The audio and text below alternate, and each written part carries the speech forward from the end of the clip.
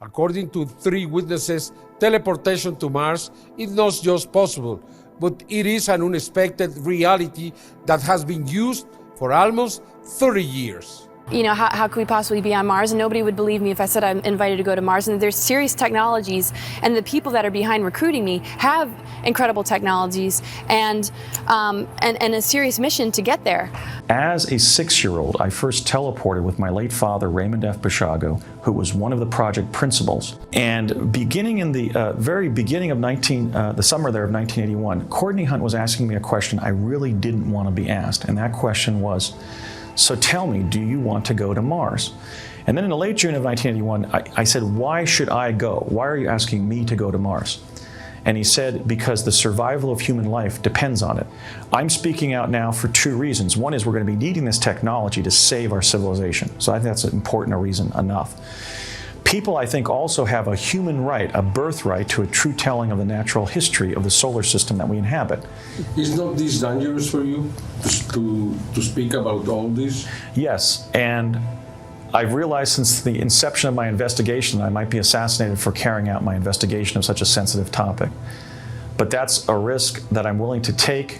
Teleportation has been used since at least around 1980 to place human personnel on Mars. Why do I know that? I know that because I participated in later activities in which that is what we were doing. When I was trained on Project Pegasus, that they were utilizing 140 American school children. Was it dangerous for children? Yes, it was new, dangerous, and experimental when we began teleporting. So they were actually training us to contingency plan for the possibility that we might be lost in time, which was a very fearsome thing to contemplate for those of us in the program. We were concerned about literally leaving this time and being stuck in another one. One, they wanted to test the mental and physical effects of teleportation on children. 2, they had these electro-optical devices called chronovisors that prompted moving holographic images of past and future events. The third purpose is that they knew that children are exceptionally accurate in their observations, or at least they tend to be much more accurate than what adults report that they're seeing. Their perceptions are not influenced in the way that adults' perceptions are by the selection bias of what they have previously experienced. The fourth reason, and that which we were most excited about, is they told us that in adulthood we would be admitted to the U.S. Naval Academy at Annapolis, and that would be used as a pretext to involve us in future time travel activities, that we were being trained to become America's first cadre of chrononauts in a secret program that would run parallel to the U.S. space program. Could Nikola Tesla's experiments been successful? We are convinced of that today. We believe it is possible to teleport a human being successfully without injury. We have proof that scientists have been working on teleportation for at least 30 years and have been successful on at least 2 occasions. The first was almost 20 years ago when a photon was teleported at a distance of 800 meters. And the second occurred in 2016 when scientists from China and Canada managed to teleport photons through fiber optics between the 2 countries. The good news is that in 2017, the same scientists in China were able to take a photon to space and use the quantum method for teleportation of the photon. However, there are reports that the United States Army has been using teleportation for a few decades now. But this has not been confirmed by the Armed Forces of America. We have heard that Army scientists have managed to teleport a fully equipped group of 9 soldiers from the United States Army Natick Soldier Systems Center, SSC, to a training site in Germany. The SSC is a military research complex installation in Natick, Massachusetts.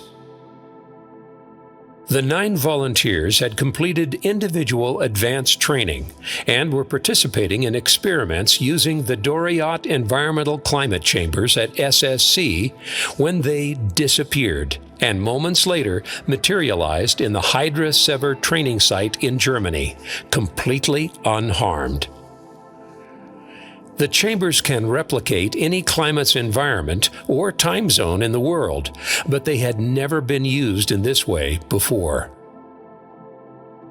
teleportation was made famous in the Star Trek television series and movies. The Army called the process the 𝗪𝗕𝗕𝗦𝗧𝗘 incident, a hypothetical way of moving objects from place to place.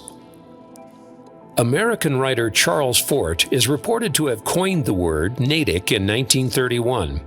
𝗪𝗕𝗕𝗦𝗧𝗘 officials were enthusiastic about the event that promises to one day revolutionize the way in which United States troops and equipment could be moved or transported around the world. It could also ultimately make overseas bases obsolete, as forces would move from U.S. soil to remote points of conflict in the blink of an eye. "Nobody is more impressed by this than I am," said Benjamin Storm, 61, who manages 𝗪𝗕𝗕𝗦𝗧𝗘's climate chambers. One moment he was chatting with the young soldiers, and the next they all vanished in the air.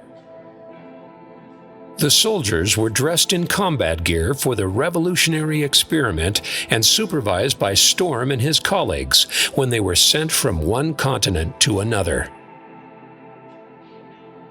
Photographs of the chambers from the event were captured and have been revealed by the Army. After thorough medical examinations at an Army hospital, they flew back to the United States and returned to their duties at 𝗪𝗕𝗕𝗦𝗧𝗘. It's one thing to see Captain Kirk or Mr. Spock do it in the movies, but it's something else when it happens to you in real life, said Kelly McCoy, one of the teleported soldiers. I felt a little tingling, and the next thing I knew, I was in Bavaria, Germany. I always wanted to visit Europe, but I thought I would go by plane.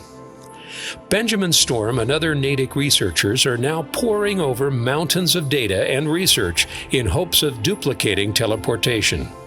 Meanwhile, the Army quickly established a teleportation study task force, which will be based on 𝗪𝗕𝗕𝗦𝗧𝗘. Leading scientists from private industry and academia from around the globe are gathering at the client chambers at SSC in Massachusetts to provide whatever help they can. According to Storm, a device similar to the flux capacitor seen in the Back to the Future movies was used during the experiment. This led to immediate speculation that the U.S. Army was also working on time travel, but it is believed that in order for time travel to work, they would have to generate 1.21 gigawatts, not a trivial feat. Storm is quoted as saying, "We are only concerned with place, not the time. This development could change the course of human history," Storm said with a gleam in his eye. This story, like Andrew Basiago's claims, could be science fiction. However, the stories could also be true. Today, it isn't possible to confirm them as authentic. Only time will tell if teleportation is possible in the 21st century. What are we doing trying to fund teleportation when it's existed for 40 years? I'm not lying. I can give you the names of the locations we were taken to where events, time travel activities occurred. I can give you the name and describe the structure and function of the devices. I'm giving the name not only of project insiders whose names will show up in government records as a result of entering certain facilities or having security badges and so forth. I can give you the names of their friends in places like New Mexico and New Jersey who were aware of what was going on. The question we ask is, why were children used for this experiment?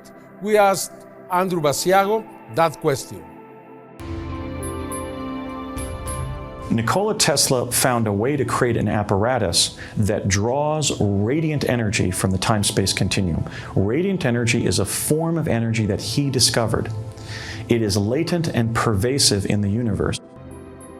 According to Andrew Basiago, who practices law in Portland, Oregon, his father was a scientist who worked with the CIA and was involved in teleportation experiments in the early 1960s.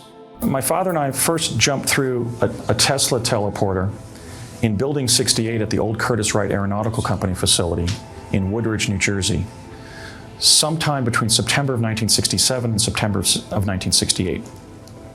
We know that because we arrived in the state capitol complex in Santa Fe. The teleport would open up a tunnel in the time-space continuum. You would find yourself moving through it, and when the tunnel closed, you would find yourself elsewhere on the surface of the planet. Andrew Basiago only traveled in the Tesla transporter when he was a child. Years later, he did it again. But on that occasion, the CIA career officer Courtney Hunt, cousin of Howard Hunt, one of the Watergate figures, would convince Andrew Basiago to participate in a teleportation program to the planet Mars. So in July 1981, I met him at the corner of Mason and Devonshire in Chatsworth, California. In his car, we drove to the office building that is at the corner of North Sepulveda Boulevard and Imperial Boulevard, immediately southeast of the grounds of the Los Angeles International Airport. The address of that building is 999 North Sepulveda Boulevard. Este es el 999 de North Sepulveda Boulevard. Tal y como lo señaló el señor Andrew Basiago, se trata de un edificio de 7 pisos que se encuentra a unos metros del aeropuerto de la ciudad de Los Ángeles. De acuerdo al reporte del señor Basiago, resulta difícil de creer que en este lugar se haya desarrollado la teletransportación directamente hacia el planeta Marte. Sin embargo, lo que él señaló aquí está. Este edificio es ahora propiedad de una compañía de bienes raíces que se llama Kilroy Realty. Este edificio tiene también al menos unos 30 o 40 años de haber sido construido y pues posiblemente renovado. Y de tal manera que sí corresponden los hechos a como lo señala el señor Andrew Basiago. ¿Sería posible entonces que en este lugar hubiera una especie de túnel del tiempo, un túnel dimensional que pudiera conectar y enviar a las personas hasta el planeta Marte? Usted tiene la última palabra, sin embargo la historia es por demás extraordinaria. And Courtney Hunt was speaking to me through the telecom and saying, "Are you ready?" and so forth. And I finally grew impatient because I wanted to go to Mars. I don't like waiting for things. And I borrowed a line, I believe, that was from Alan Shepard during the space program, which was "Light this candle." Maybe it was John Glenn. But I cribbed some wording from one of the American astronauts, and I said rather impatiently, "Light this candle." I was really growing exasperated. I couldn't tell that much was happening. All that was happening was that panels of light on the top and bottom of the elevator started blinking.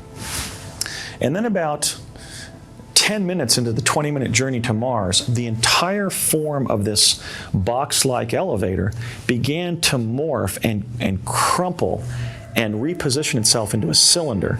And when that happened, I had to steady myself in the elevator, such as you would if you're walking through a water main. You know, you're walking in a cylindrical object, so you have to kind of steady yourself. And I saw that the ceiling had become the surface I was looking at, and I could see this sort of swirling pattern. They had opened up a vortal tunnel in the fabric of time-space, just as the teleporter did back when I was a child on Project Pegasus. And that lasted for maybe 2 to 4 minutes or so, and then it began, the cylinder, and then it began correcting itself, and then it just completely rectified its original shape.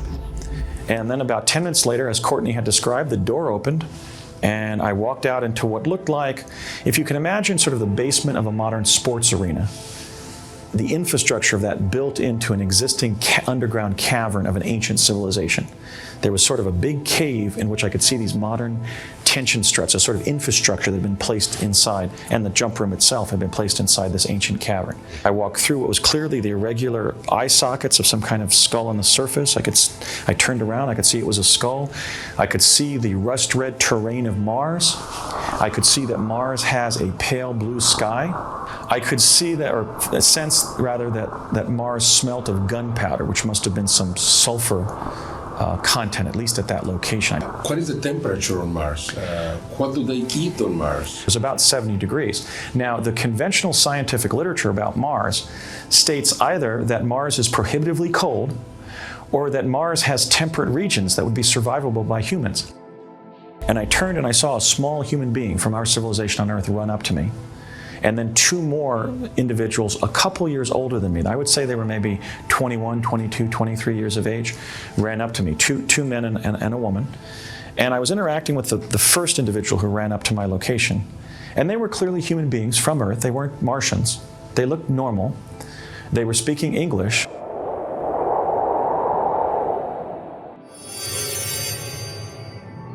That's one of the bases? I think it might be a base. What we can say is that this is a detail, it's an enlargement of a segment of one of the glass tubes that have been found in various places on Mars. They seem to be artificial structures that have been built around this ribbing, and then some kind of glassine substance has been extruded across the reinforcements. The European probe Mars Express shot these amazing photos, evidence of what appears to be artificial structures or remnants of buildings, terraces, walkways, all in disarray, demolished and ruined by history or calamity. There is some very substantial evidence that could provide meaning and credibility to the story that 𝗪𝗓𝗪𝗧 tells. The human figure photographed by the Spirit rover near the Gustav crater is remarkable, as we see in this panoramic shot obtained from the NASA archives. This image was taken between November 6th and 9th of 2007. This female figure was not discovered until it was found in NASA images in 2008. That photograph has been the subject of widespread global scrutiny because it contains an anomaly that apparently looks like the figure of a human female in a blue dress on the far leftward or southward edge of the home plate plateau. The U.S. government achieved time travel 40 years ago, pardon me, and was using it to reach Mars at least no later than 30 years ago. I think trillions of dollars are going towards a backup plan instead of the problems at hand to protect our planet, then it's obvious that it's a part of something that does not have our best interests in mind, that is manipulating people to go along with something that goes against their free will, because most of the money also goes into MK weapons, the whole 9/11 thing, the money involved in that was not spoken for before the towers fell, was invested in MK weapons.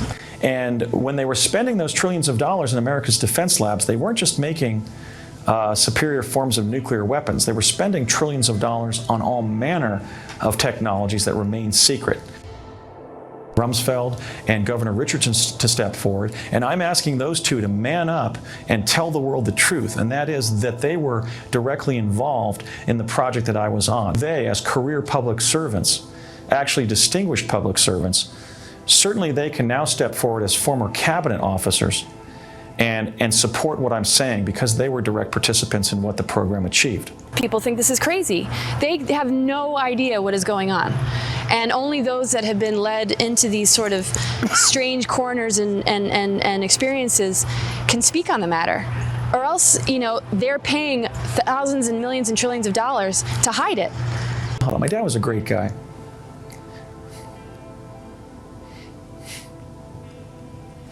Sorry. And then he said, then I want you to tell the whole world. Because what we were part of was something great. This is the future, and people deserve to know what we achieved. The time-space pioneer children were not individuals like myself. We were in the second group. The first children to teleport and literally become inhabitants of the time-space age were kids from Latin America. Do you think it's true what is happening in Mars? I do, and Andy is such a credible person, and so is Alfred, and I've known them now for, I think, a year or two on this sort of level of discussion, and I don't doubt for a moment anything that Andy says, and I know that he's walked on the surface of Mars. I don't believe that it's my responsibility to convince people of the truth. I think it's my responsibility to simply stand in my truth and tell it, and so that's why I'm speaking out. And I recognize that that was a privilege, and certainly telling the story of those technical achievements, because of the value that they could bring to our global civilization, is more important than worrying about whether I'm going to be killed or not as a result of coming forward. Personally, is to be a truth teller, talk about my experience as realistically as I can, and say that I can't say anything for sure. Anything. But the fact that when I came out with my story, I discovered that all these other people had something to say about it, people that are very credible, people that have had their lives kind of taken away from them. You know, even somebody, you know, like Andy, who had this happen starting as a child, who lived to tell the tale, really does add a lot to what I discovered. Is this dangerous for you to speak about all this? Yes, and I've realized since the inception of my investigation I might be assassinated for carrying out my investigation of such a sensitive topic. But that's a risk that I'm willing to take. I'm pursuing a cause that I'm not willing to postpone, and I believe that I will prevail at. And that is to inform the people of the world that for 40 years we've had available to us this revolutionary form of transportation that we could use to directly implement to achieve sustainability in the 21st century. If you liked this video and you want to see more amazing content, go ahead and check out the next video on our channel.